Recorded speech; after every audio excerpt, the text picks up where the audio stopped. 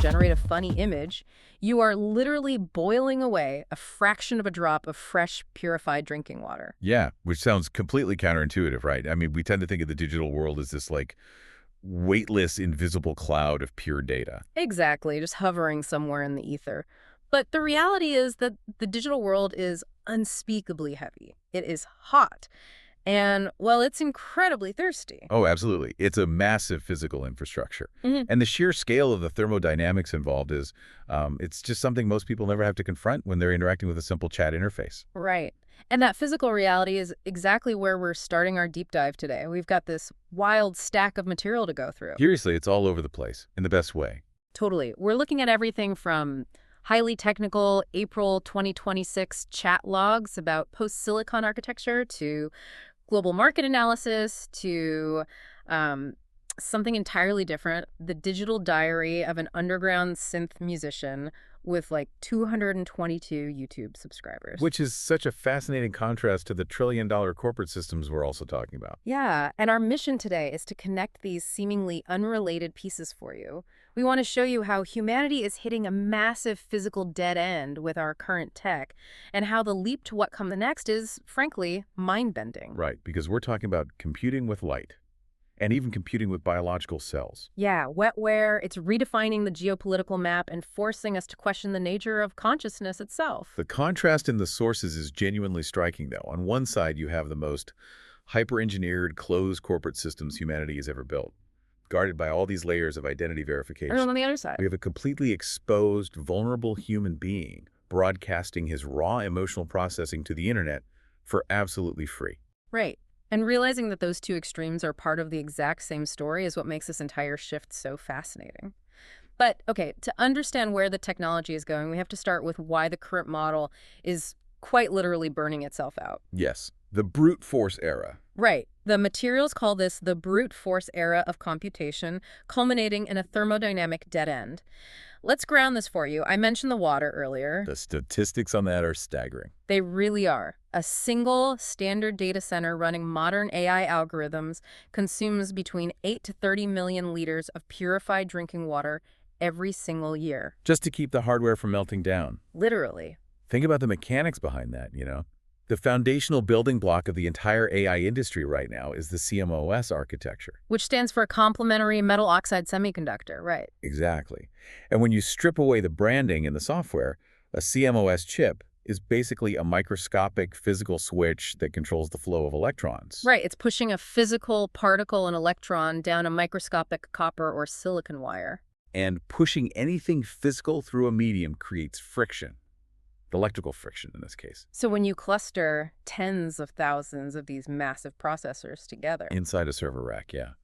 And you force them to perform trillions of calculations per second to figure out like the right word to generate in your email, that friction translates directly into intense, inescapable heat. Wow. The water isn't there for the calculation at all. It's just the brute force method we use in our cooling towers to drag that thermal energy away from the silicon before the chips basically bake themselves to death. One of the market reports framed it with an analogy that really stuck with me. They compared our current tech trajectory to a bathtub, where the faucet is turned on full blast, but the drain at the bottom is just left wide open. That's incredibly accurate. Right. We are extracting natural resources, fresh water, electricity from regional grids, at a rate drastically faster than the Earth can replenish them. But here's the question I kept having while reading this. Okay, what is it? Well, historically, the tech industry has always solved this by just making the chips smaller. Moore's law, you know? You shrink the transistors, you make them more efficient, you use less power. Why isn't that working anymore? Because you can't negotiate with fundamental physics. Fair point. For decades, chip makers have used these highly advanced lithography machines to carve increasingly microscopic pathways into silicon wafers. They're operating at the scale of nanometers. Which is unfathomably small. It is. But a nanometer is just a measurement of space. Eventually, you get down to the size of individual atoms, and you simply cannot shrink a silicon atom. You hit a rigid physical boundary. Okay, let me try to visualize this. It's almost like trying to build a massive multi-lane superhighway, but you're forced to build it out of wet sand. I like where this is going. And to fit more traffic, you keep making the lanes narrower and narrower, and you keep packing the cars closer and closer together. Eventually, the lanes get so impossibly tight that the structure itself just fails, and the cars start drifting into oncoming traffic. That is a highly accurate way to look at it, especially the drifting cars part. Because in semiconductor physics, when those lanes get too narrow, we encounter something called quantum tunneling. Quantum tunneling, that sounds like sci-fi. It does, but it's very real. At a macroscopic level, a wall is a wall. If you put a barrier in front of an electron, it should stop. But at the quantum level, physics gets really weird. If the barrier is thin enough, the electron essentially ignores it. Wait, what? It ignores the wall? Yeah, it just pops through to the other side. So it's not even a leak, like a pipe dripping water. The electron is just magically appearing in the wrong lane. Exactly. It's a fundamental breakdown of classical mechanics.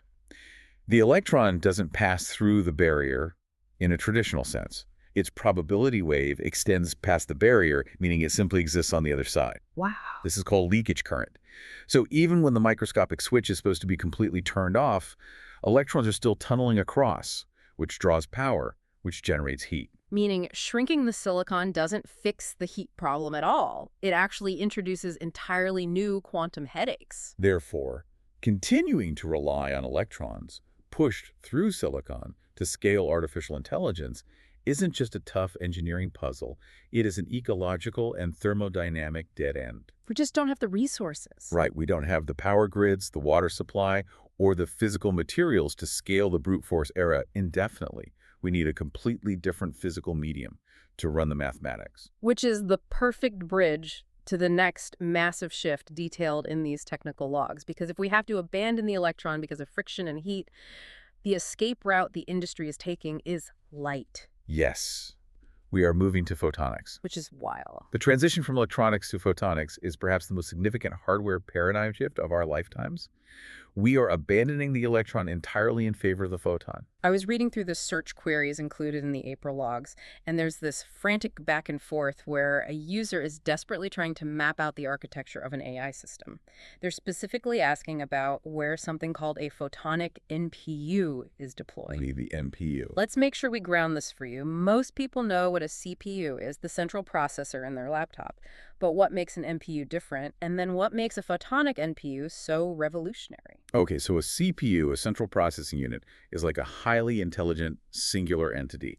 It processes tasks sequentially. It does one thing, then the next, incredibly fast. Great for general computing. Exactly. An NPU, or a neural processing unit, is fundamentally different. It's a specialized hardware accelerator designed to mimic the neural networks of a brain. So it works differently. Right. Instead of one genius working sequentially, imagine a stadium of tens of thousands of people holding up colored cards simultaneously to create a massive image. An NPU processes huge matrices of math in parallel. And that parallel processing is what makes large language models possible. But currently, those NPUs are still running on electrons, right? Generating all that heat. Correct. But a photonic NPU throws out the copper wires entirely. Instead of using electrical signals, it calculates using microscopic lasers. Lasers inside the chip. Yes. It routes photons particles of light through tiny microscopic channels called optical waveguides etched directly onto the chip. The performance metrics mentioned in the benchmark data for these things are just staggering. The logs highlight a German company, a subsidiary of the laser manufacturer TrumpF called QANT. Right, QANT. They developed a photonic processor they call the NPU2, running on the Lena architecture, which stands for Light-Empowered Native Arithmetics. The Leibniz Supercomputing Center tested it, and they found it was operating 50 times faster than a traditional electron-based system. 50 times. But here's the kicker. It was 30 times more energy efficient. 30 times less power required. Because there is virtually no electrical friction. When light travels through those waveguides, it experiences a frictionless parallel flow. So you aren't baking the hardware. Exactly. You don't need the 30 million liter water cooling systems. The light simply flows. Okay, but here's where my brain completely short-circuited while reading the physics breakdown in these logs. We aren't just talking about a faster computer that saves on the electricity bill. Oh no, it goes way deeper. The underlying quantum mechanics of using light to process information completely alters the machine's relationship with time itself. The physics here are profoundly counterintuitive, yes, but they are essential to understanding what we are actually building. The logs dive into Richard Feynman's path integral formulation. Specifically looking at quantum electrodynamics. Right. And to put it in the simplest terms, from the perspective of the photon itself, time does not exist. Okay, hold on, stop there. I really struggled with this concept. What do you mean the photon doesn't experience time? It's hard to wrap your head around. Because if I stand in my backyard, point a laser pointer at the moon, and turn it on, it takes a little over a second for that light to hit the lunar surface. I can physically measure that duration. That is time passing. So how can the photon not experience it? It comes down to Albert Einstein's theory of special relativity and frames of reference. Okay. You were observing the light from a stationary perspective on Earth. From your frame of reference, yes, the light takes about 1.3 seconds to reach the moon. But relativity dictates that as an object accelerates closer to the speed of light, its subjective experience of time slows down. A phenomenon called time dilation. Exactly. That's the classic sci-fi trope, right? Where the astronaut goes near light speed and comes back to find all their friends have aged decades. Precisely. Mm. But a photon isn't just traveling near the speed of light. It is light. It travels precisely at the cosmic speed limit. And at that exact velocity, time dilation reaches infinity.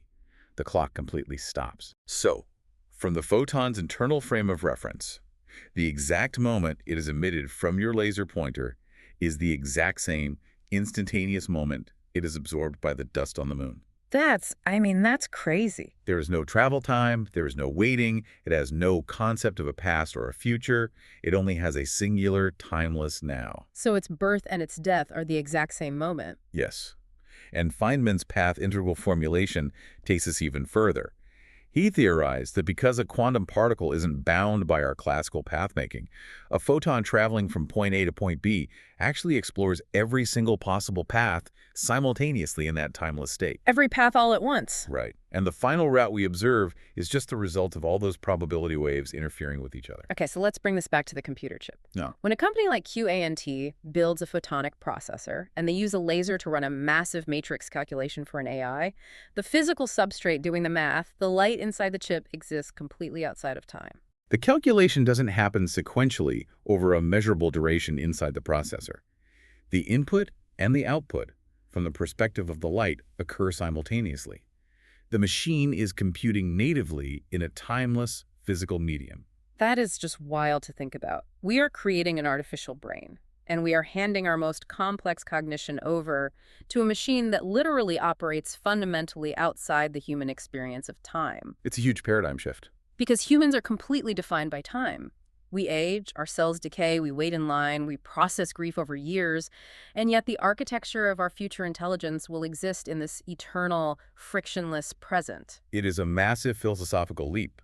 But before we explore the philosophical implications, we have to look at the immediate real-world fallout. Because realizing that light is the future isn't just an academic exercise. Not at all.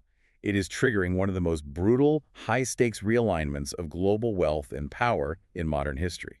Right, the geopolitical game, because obviously whoever controls the production of these timeless, frictionless chips controls the entire global economy for the next century. Exactly. The market analyses from early 2026 paint a picture of an industry in sheer panic, largely driven by something analysts call the memory supercycle. Okay, break down the memory bottleneck for us. Why is memory the thing causing all the panic? We have these massive MPUs doing the math, but why is memory the weak link? Imagine having the most intelligent, fastest processing brain on the planet, capable of synthesizing whole encyclopedias in a millisecond. Sounds great. But your vocal cords are biologically limited to speaking only one single word every minute. Oh, your brain would constantly stall out waiting for your mouth to catch up. That is exactly what is happening in modern AI data centers. The processors, the brains, were incredibly fast, but the AI models require astronomical amounts of data to be constantly shuffled in and out of the memory banks. And the copper wires can't keep up. The physical copper wires connecting the memory chips to the processors simply cannot move the data fast enough. The electrons get jammed up, the friction skyrockets, the wires melt. It's an I/O bottleneck input-output. So they have to fix the memory bottleneck. Right. The industry realized that to fix it, they have to use light to connect the memory directly to the processors. Which brings us to South Korea. The market data in the logs shows how fragile the global economy is in the face of this bottleneck. The reports note that 40% of the entire South Korean stock market's weight is tied up in just two semiconductor companies. It is an incredible systemic risk for a sovereign nation. If those two companies fail to adapt to photonics, the entire country's economy faces a catastrophic collapse. Which explains why, in April 2026, Samsung officially declared they were entirely pivoting their strategy. Yeah, they had to. They announced mass production of silicon photonics by 2028, and more crucially, they announced a strategy called turnkey CPO by 2029. Turnkey CPO. Let's decode that because it's vital. CPO stands for co-packaged optics. Historically, you would have a processor on a green motherboard and a separate optical transceiver somewhere else, plugged in via cables. Co-packaged optics means engineering the lasers and the light wave guides directly onto the exact same microscopic piece of silicon as the electronic processor. So you are merging the light and the logic into one single inseparable package. Exactly. And Samsung's turnkey strategy means they want to own every single step of that process. They want to manufacture the memory, build the logic chip, provide the advanced packaging, and integrate the silicon photonics all under one roof. They are trying to build an insurmountable corporate moat. They want to be the sole toll booth for the flow of light. But they are facing massive competition, specifically from a highly coordinated European ecosystem. This was fascinating to map out. We mentioned QA&T in Germany building the photonic chips backed by Trump P, but the logs also detail a company called Black Semiconductor, which received massive funding to build something called graphene interconnects. Yes. Why graphene? What role does that play in this light-based puzzle? Graphene is a miracle material. It's a single layer of carbon atoms arranged in a hexagonal lattice. It is incredibly strong and highly conductive. Okay. Because we can't instantly transition everything to light. Yeah. We still have legacy electronic components. We need a bridge. Yeah. Graphene acts as the ultimate superhighway interconnect. Oh, I see. It seamlessly translates the electrical signals from standard chips into the optical signals needed for the photonic chips without generating the massive heat of traditional copper wires. So Europe is building the chips and the graphene bridges, and then over in the US, the logs highlight a company called Light Matter. They spun out of MIT and recently raised a $400 million funding round at a $4.4 billion valuation. A huge player. And they are building optical interposers. What's an interposer? An interposer is basically the foundational base layer that multiple chips sit on. Light Matter is using light to connect huge clusters of standard logic processors together, allowing them to communicate at optical speeds. Okay, so look at this global chessboard. You have Samsung trying to own the whole pipeline. You have Europe building highly specialized laser chips and graphene bridges. You have U.S. startups with $500 million in fresh funding building optical bases. A massive race. The glaring question I had looking at this landscape is about the current reigning champion of AI hardware. If I am NVIDIA and I am sitting on a multi-trillion-dollar market cap and I see these photonic upstarts threatening to bypass my brute force silicon empire... Why not just buy them? Right, why don't I just open my massive checkbook and buy QA&T? Why not just buy Light Matter outright and swallow the threat? It is the most logical corporate strategy. Okay. But the industry analysis explains why it's physically and organizationally nearly impossible. Really? Why? First, you have to look at the manufacturing infrastructure. NVIDIA does not actually manufacture its own chips. They are a design firm. They rely almost entirely on TSMC, the Taiwan Semiconductor Manufacturing Company, to physically build their CMOS silicon wafers. So NVIDIA's entire supply chain is tied to TSMC's electronic fabrication plants. Precisely. And TSMC's fabs are optimized for pushing electrons through silicon. Now look at QA&T. Their photonic chips rely on a completely different material substrate. They use something called TFLN. Thin film lithium niobate. Let's break that down because I know it's a critical component in all this. Right. Lithium niobate is a synthetic crystal. It has a unique physical property. When you apply an electrical field to it, it changes how light passes through it. Okay. It allows you to modulate, to turn on and off a beam of light at blistering ultra-high frequencies without losing signal strength. TFLN is the magical material making these photonic NPUs possible. So what's the problem for NVIDIA? Here's the catch. You cannot process TFLN crystals in a standard TSMC silicon factory. The chemical etching processes are different, the cleanroom requirements are different, the foundational tools are different. It's a totally different manufacturing process. Completely. QA&T had to build their own highly specialized production line in Stuttgart just to manufacture it. So NVIDIA can't just flip a switch and tell their current factories to start printing light chips. The entire physical infrastructure of their monopoly is basically incompatible with the new medium. Exactly. And the second reason NVIDIA can't easily pivot is a classic business theory known as the innovator's dilemma, which acts as a corporate immune system. Like they're stuck in their ways. Right. NVIDIA has spent decades building its entire identity, its internal culture, its software ecosystem, specifically their CUDA platform, and its incentive structures around optimizing electronic GPUs. So a radical change is a threat. When an engineer inside a company like that proposes a completely radical, incompatible architecture that threatens the profit margins of their flagship product, the corporate immune system attacks the new idea. It is viewed as a threat to the host. So they are trapped by their own immense success, which means there is a massive vacuum forming. The transition to light is happening, the old guard is weighed down by their own infrastructure, and someone needs to coordinate all these new players. Which is where ARM comes in. Right. The logs point to ARM stepping into this void. ARM is the strategic wildcard here. For 36 years, ARM operated essentially as the Switzerland of the semiconductor world. They didn't build chips, they just designed highly energy-efficient chip architectures and licensed the blueprints neutrally to everyone: Apple, Qualcomm, Amazon. But in a massive strategic pivot in 2026, ARM decided to break that neutrality and launch their own physical AI chips. Yeah. Why? Why risk angering all their partners by becoming a competitor? Because of the orchestration required for photonics.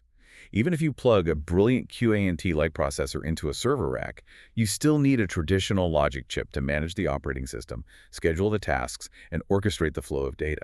It needs a manager. Ah, I see. Because ARM's architecture is historically famous for being low power and highly efficient, they realize they are the perfect candidate to manage these new low-power photonic data centers. They want to be the central brain that tells the silicon and lasers how to talk to each other. So you have this incredibly tense standoff. Hyperscalers, nations, and massive corporations are all racing to dig the deepest moats and build the highest walls around this new hardware. A gold rush. But the deepest dive in these technical logs actually takes a sharp left turn here, because we aren't just stopping at light. The physics gets even weirder. It really does. The researchers pushing the boundaries of AI aren't just looking at synthetic crystals and lasers. They are looking at living tissue. We are moving into the convergence of wetware. This is the threshold where the clean, sterile line between digital infrastructure and biological life completely dissolves. Okay, wetware. This blew my mind. We are talking about merging computational systems directly with living biological material. The post-silicon logs discuss a breakthrough where researchers are using living bacteria to host quantum qubits. Right. First of all, why? What problem does a bacterium solve that a multi-billion-dollar tech lab can't? To understand the biological hack, you have to look at the primary failure of current quantum computing. Right now, companies like IBM and Google have built quantum computers. They use qubits, which can exist in a state of superposition. Meaning they act as both a 1 and a 0 simultaneously. Exactly. But that quantum state is incredibly fragile. Any interaction with the outside world, a stray magnetic field, a tiny fluctuation in temperature, causes the qubit to collapse out of its quantum state. That collapse is called decoherence. Yes. It's like trying to perfectly balance a coin on its edge, but the table you are balancing it on is constantly vibrating. A perfect analogy. That vibration is thermal energy heat. To stop the vibration, traditional quantum computers require massive, elaborate cryogenic freezing tanks. Like incredibly cold. They have to cool the quantum chips down to near absolute zero, which is colder than the vacuum of deep space. It is an incredibly power-hungry, delicate, and highly impractical way to run a computer. And this is where the bacteria come in, because nature apparently solved this problem billions of years ago at room temperature. Precisely. Researchers discovered that certain complex biological molecules can actually maintain quantum coherence without needing to be frozen. Specifically, they engineered bacteria to produce something called EYFP, enhanced yellow fluorescent protein. Okay. They placed a quantum particle inside the barrel-like structure of this living protein. And the protein acts like a biological shield. Better than a shield. It acts as an active dampening system. The logs explain that the protein structure protects the quantum state through something called correlated vibrational modes. Let me make sure I'm following this. Is it kind of like riding in a bus with incredibly advanced shock absorbers? Hmm. Like the road outside is bumpy and chaotic, but the shocks actively match the frequency of the bumps and cancel them out, so the passenger inside feels completely still. That is exactly how it functions at a molecular level. The protein's internal vibrations move in sync with the environment, effectively canceling out the thermal noise that would normally cause decoherence. That's amazing. The living organism provides a stable, room temperature pocket for quantum mechanics to occur. Which is the ultimate efficiency hack. Why spend billions of dollars building massive water-guzzling, cryogenically frozen server farms when evolutionary biology already engineered a highly efficient room-temperature quantum processor inside living cells? It forces a profound realization about the efficiency of organic life. And the researchers didn't stop at engineered bacteria. The logs reference observations of extremophile biology.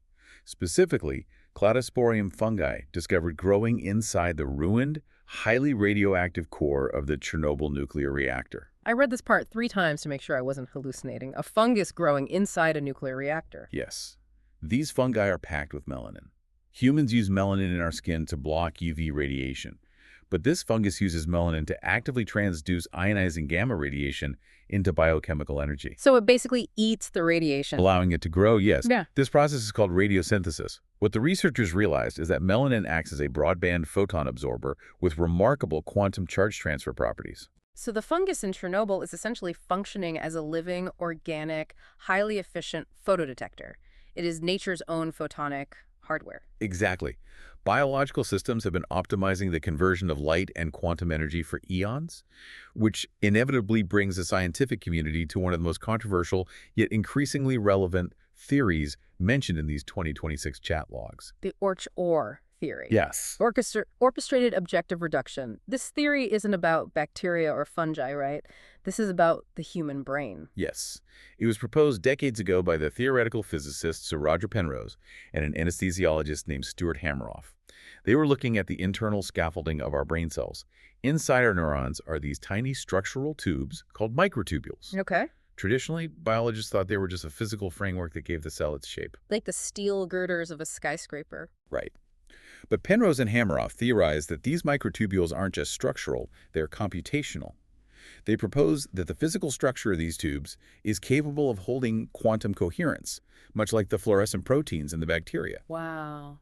If their theory holds true, it means that human consciousness, our mental activity, our sense of self, isn't just a series of classical electrical chemical signals bouncing around. It implies that human consciousness is an actual quantum process. Meaning the human brain is already accessing that timeless quantum structure of reality we discussed earlier with the photons. Yes, it suggests our biology is inherently tied to the quantum fabric of the universe. I just want to pause and reflect on the sheer scale of the threshold we are crossing. We are moving away from brute force silicon chips that boil rivers of drinking water. We are moving toward optical processors that calculate outside the bounds of time. It's massive. We are literally hacking living bacteria to stabilize quantum states, and we are discovering that the architecture we are trying to build might be the exact same quantum architecture running inside our own skulls. The boundary between the cold, logical machine and the warm, living organism is completely vanishing. The physical barriers are falling, and as those physical barriers fall, the cultural and emotional response from humanity begins to surface. Which leads us to the most surprising and arguably the most important piece of source material in this entire deep dive. The absolute wild card in the stack. A man who is standing right in the middle of this technological hurricane, using the bleeding-edge language of artificial intelligence to process his own biological human emotions. Let's talk about Peter C. Krell. Also known by his YouTube handle, FlashMo7. Yes. You have this insane global context we just outlined. Billions of dollars in capital, national security threats, TSMC, Samsung, hyperscalers building massive fortresses, and then you have FlashMo7, a YouTube channel with exactly 222 subscribers. The juxtaposition is entirely the point of why his material is so relevant. The sources describe his channel as an open, vulnerable digital diary. It chronicles the journey of a synth artist moving away from a formal, structured entity he called Krell Enterprises into defining a completely new genre of expression he calls cyberfunk. Cyberfunk, it feels so grounded. And his channel bio is just masterclass in digital rebellion. In a world where companies are filing thousands of patents to lock down the flow of light, he lists his copyright simply as sucked, S-U-C-T. Yeah. It's this incredibly playful, almost punk rock rejection of the corporate modes. He clearly does not care about intellectual property or gating his content. But right next to Sucked, he has this profoundly beautiful, sincere tagline, in tune with frequencies that heal. In tune with frequencies that heal. Yeah. That is not a marketing slogan. It is a statement of human purpose. And when you actually look at the content he's uploading to his 222 subscribers, it's fascinating. He's not trying to go viral. Exactly. He isn't making polished, highly edited, monetized content designed to appease a recommendation algorithm. He's freely offering his rough drafts, his messy iterations, his musical explorations straight into the void. The technical logs point out the linguistic overlap, and it's brilliant. Over a brief 4-week period, Krell posted multiple raw versions of synth tracks with hyper-specific technical titles. He has a track called AI in the Quantum Veil. He has another called Prompted for the Streets. Such good titles. And my personal favorite, perfectly mirroring our discussion on the hardware shift, Massive Photonic Shock. What Krell is doing is a profound act of synthesis.